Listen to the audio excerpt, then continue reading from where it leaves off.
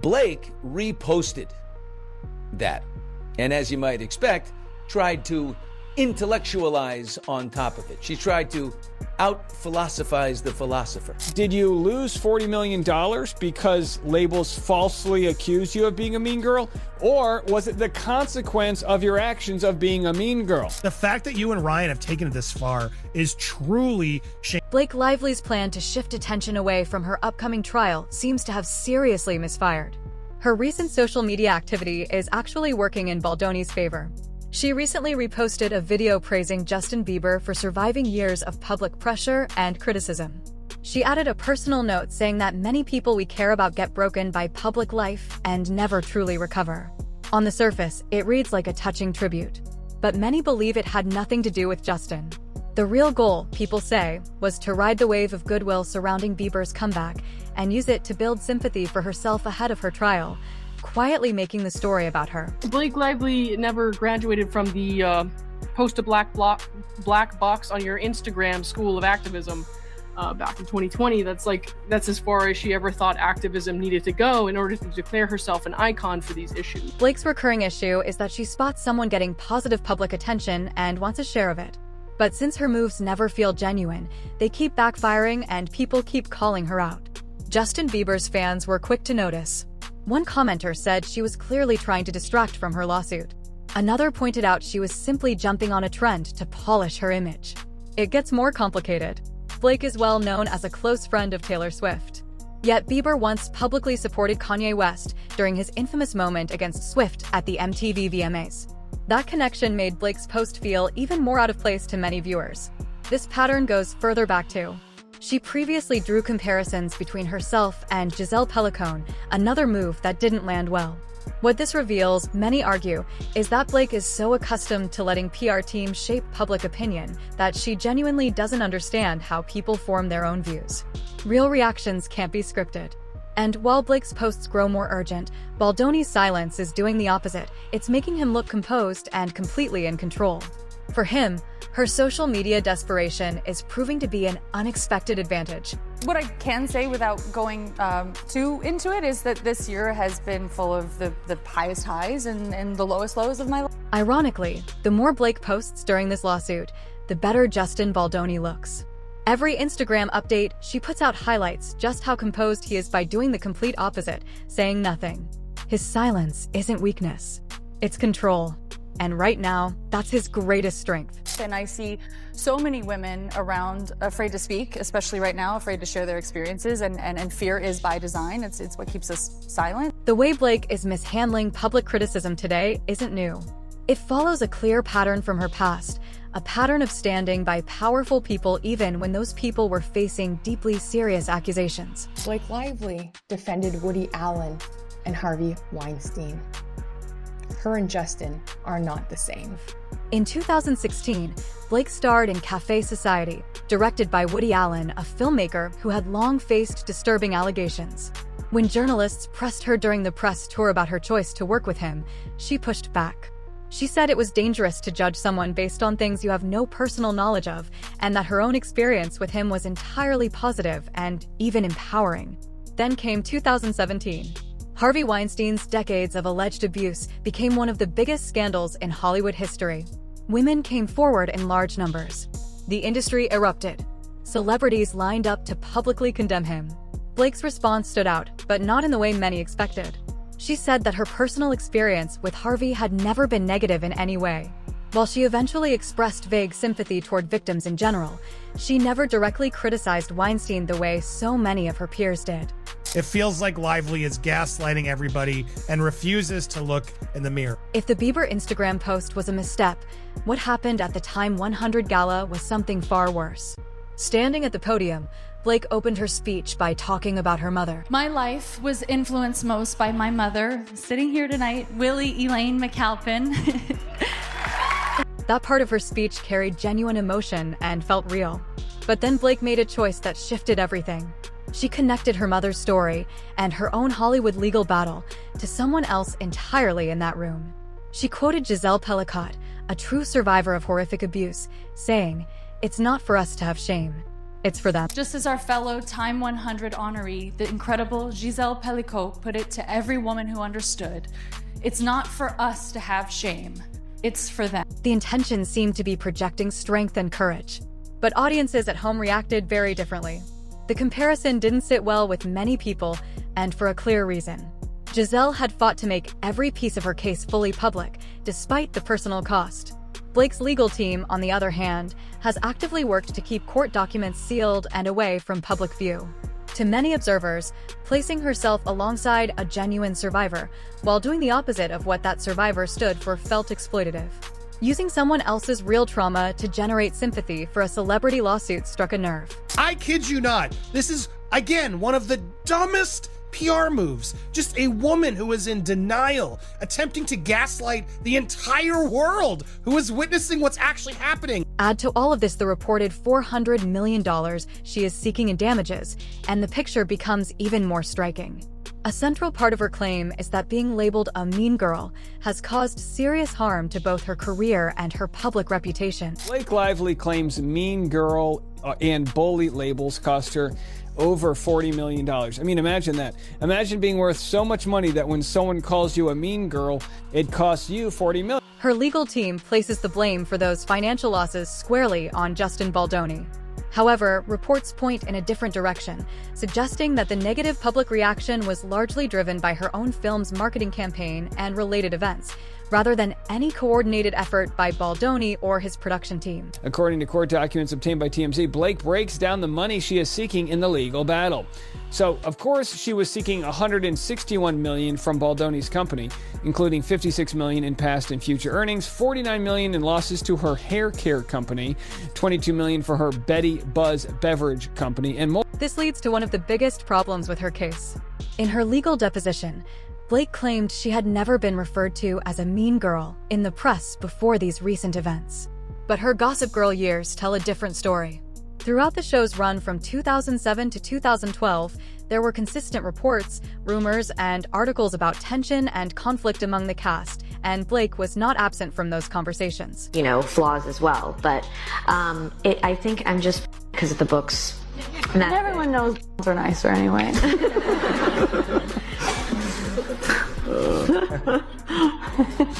Over there. Moment by me. The idea that this label was invented overnight simply doesn't hold up. It has followed her for well over a decade. But the public frustration wasn't only about that.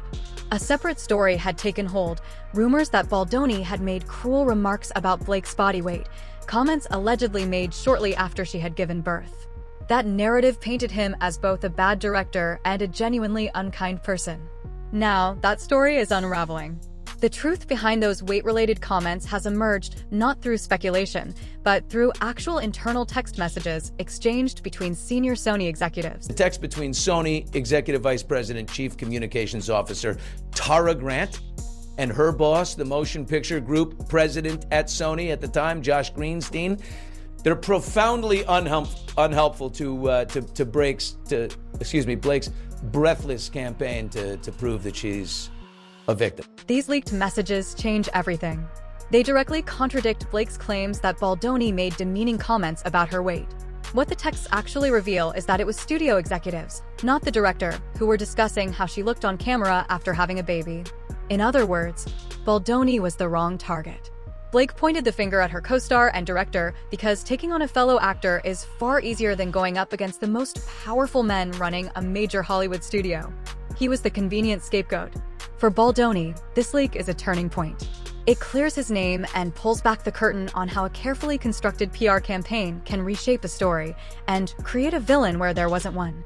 But Blake's legal team wasn't done.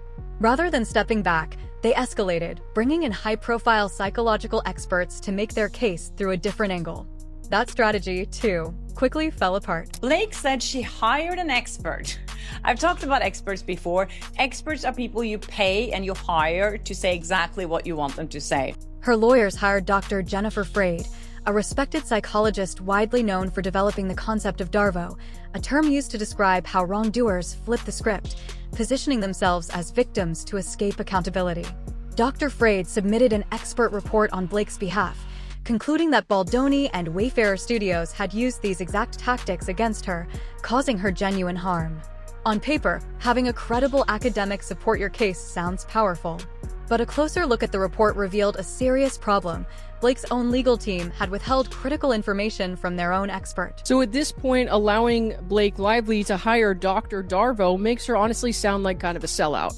Because using the woman who coined that term is attempting to add some sort of credibility to her analysis of the situation, when the truth is, all she can do is analyze the information they gave her, which is the same stuff that's come out on the court's docket. For concepts like Darvo and institutional betrayal to hold up in a workplace lawsuit, one condition is essential. There must be a clear and significant power imbalance. The institution must hold authority over the individual bringing the claim. Dr. Freyd built her entire report on the assumption that Blake was a standard employee, someone without meaningful power or influence on set. But there was a document missing from everything Dr. Freyd was given to review. That document was the PGA letter. The PGA letter was written by Blake herself during production.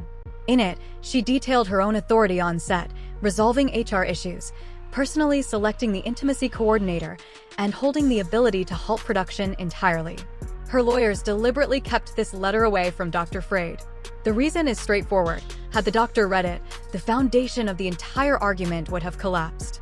Without a genuine power imbalance, the claim of institutional betrayal simply cannot stand. I'm just wondering how our attorneys are going to explain this in front of the jury. Like, how are they going to convince them that this is not Blake Lively's own make? Legal analysts are clear on what happens if this reaches a full trial.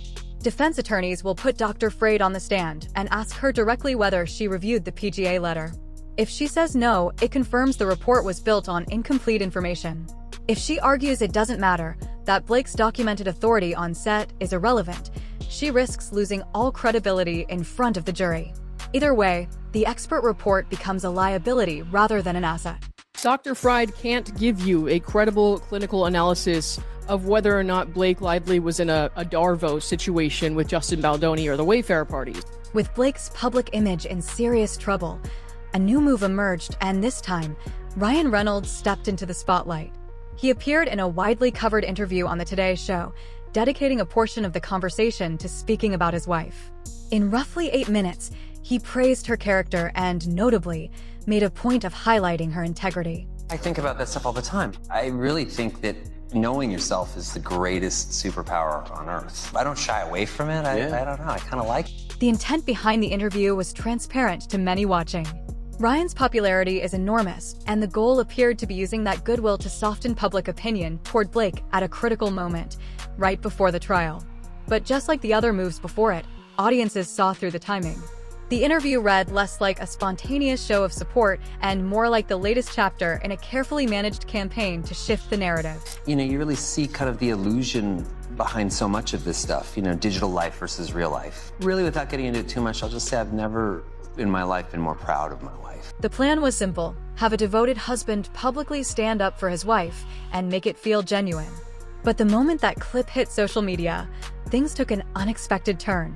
A community fact-check note appeared directly beneath the video. Now there's a community post on Today's Show's Instagram post promoting this interview, saying that undisclosed on this post, Ryan Reynolds is a paid spokesperson for Acadia Pharmaceuticals, the sponsor of this event's interview. That note revealed something the couple hadn't made clear. Ryan's Today Show appearance wasn't a spontaneous act of support. It was a paid sponsorship with Acadia Pharmaceuticals. He was there as a compensated spokesperson for a segment on Parkinson's disease medication. None of that was disclosed to his followers. What looked like a heartfelt husband moment was, in reality, a corporate advertisement.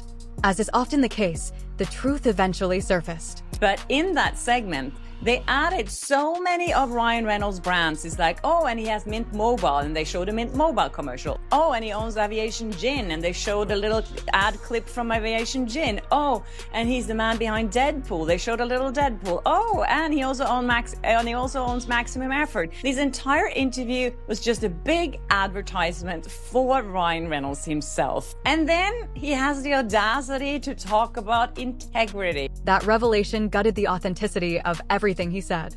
It wasn't a personal statement from a loving partner, it was a scripted commercial. For many, It confirmed that very little in their public lives is spontaneous. Contracts and calculated appearances seem to leave little room for anything genuinely real. But there's another layer to this. While Ryan showed up on television to defend Blake, his physical presence during the actual legal process has been notably absent. He hasn't been seen sitting beside her through the demanding and unglamorous hours of court depositions. I mean, he keeps lying to entertain people, and that's one thing. But when you're on a stand in court, then the fact that you have lied like this just for entertainment, that is not a good look, because then it's like, oh, when else do you lie? Here's why, and it's worth paying attention to. Ryan Reynolds has reportedly been named as one of Blake's 45 witnesses for the upcoming trial. That detail matters more than it might seem. In most trials, witnesses are excluded from the courtroom until it's their turn to testify. They're kept separate so that what they hear from others doesn't influence their own statements. By appearing on a witness list of 45 people, Ryan has a perfectly legal reason to stay out of the courtroom entirely without it looking like avoidance. Some observers are questioning whether this is a deliberate strategy to let him manage things quietly from the outside while keeping himself at a clean distance from the Messier moments. Ryan Reynolds, like I said at the top of the show, he's the smartest, wittiest, most creative, conniving guy in the room. And normally, he could outsmart anybody. But if the courtroom developments felt dramatic, what allegedly happened on the movie screen is on another level entirely. While Blake was in court seeking massive damages over being called a mean girl, she and Ryan were reportedly using not one but two major Hollywood films to take very public, very thinly veiled shots at Justin Baldoni. Blake and Ryan have just hit ultimate lows, okay? The lowest you can go when you don't think they can go any lower. They do. To understand this, you have to look at Deadpool and Wolverine. Ryan has long used a running gag involving a fictional bitter twin brother named Gordon Reynolds. In this latest film, a new character appears called Nice Pool and is credited as being played by the fake persona Gordon Reynolds. But many viewers and industry insiders saw something far more deliberate than a throwaway joke. Nice Pool reads as a direct parody of Baldoni. The character has long hair. He positions himself as a kind, feminist male, mirroring Baldoni's well-known public brand and his podcast about redefining masculinity. In one scene, Nice Pool makes an inappropriate comment about Lady Pool's postpartum body, Lady Pool being played by Blake Lively herself. That moment maps almost exactly onto the fat-shaming allegations she made against Baldoni in her lawsuit. Then there's a scene where Lady Pool and Deadpool physically confront Nice Pool in front of a flower shop. The lead character in Baldoni's Film It Ends With Us works in a flower shop. That alone would be striking. But the final piece of evidence came from the credits of Blake's own movie. In the special thanks section of It Ends With Us, Blake listed close friends and collaborators Taylor Swift, the Deadpool director, and right there alongside them, in the permanent official record of a major studio film, she thanked Gordon Reynolds, a fictional character created solely to mock her director. And while that fake name made the list, Baldoni's did not. The man who purchased the rights to the source novel, developed the project, directed the film, and starred in it received no acknowledgement whatsoever in Blake's credits. Yet through all of it, Baldoni's approach has remained the same: stay quiet, trust the process, and let the other side speak. And with every new revelation, it's becoming increasingly clear that the most damaging thing to Blake and Ryan's reputation hasn't been anything Baldoni did. It's been their own moves, one after another, playing out in public for everyone to see. So, what's your take on all of this?